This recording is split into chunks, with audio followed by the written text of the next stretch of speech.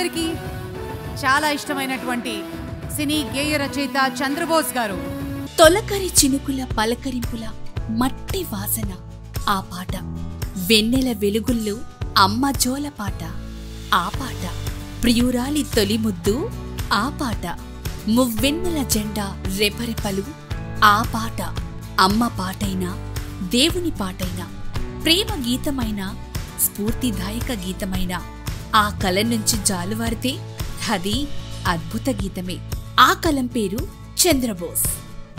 మారుమూల పల్లె నుంచి వచ్చారు. ప్రపంచ నలుమూలల వినిపించే పాటలు రాశారు. పెదవి పలికిన మాటల్లోని తీయని మాటి అమ్మ అంటూ అమ్మ ఒడిలో మాటలే కాదు పాటలు నేర్చుకున్నారు.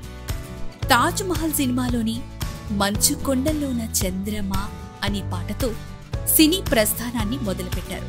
తాజ్ మహల్ లాగానే చరిత్రలో నిలిచిపోయే పాటల్ని అందించారు. మౌనంగానే ఎదిగారు. ఎంత ఎదిగినా ఒదిగే ఉన్నారు. ఎందరికో స్ఫూర్తిగా నిలిచారు. చంద్రబోస్ కళ నుంచి జన్మించిన ప్రతి పాట అజరామరం. చంద్రుడే కలం పట్టినట్టుగా అందమైన పాటలు రాస్తారు. సూర్యుడే అగ్నిజ్వాలను రగిలించే పాటలు రాయగలరు. తెలుగు భాష తీయదనాన్ని, తెలుగు జాతి గొప్పతనాన్ని ప్రపంచానికి చాటి చెప్పి ఆస్కార్ను ముత్తాడిన తొలి తెలుగు గీత రచయిత చంద్రబోసు. గీత రచనలో నీకు నువ్వే సాటిబాసు. తెలుగు పాట కీర్తిని పెంచి భవిష్యత్తు తరాలకు స్ఫూర్తి నింపేలా సాగుతున్న మీ ప్రయాణం అద్భుతం, అమోఘం, అనిర్వచనీయం. స్ఫూర్తిదాయకమైన మీ ప్రయాణానికి అందుకోండి మా ఈ చిరు సత్కారం.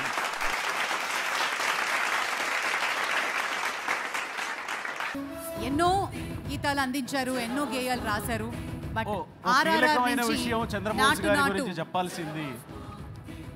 తోచినట్టుగా అందరి రాతలు బ్రహ్మే రాస్తాడు, నచ్చినట్టుగా మన తలరాతని మనమే రాసుకోవాలని తెలియజేసి ఆయన తలరాతని ఆయనే రాసుకుంటూ ముందుకెళ్తూ మనందరికీ స్ఫూర్తిగా నిలుస్తున్నందుకు చంద్రబోస్ గారికి ధన్యవాదాలు తెలియజేసుకుంటున్నాం.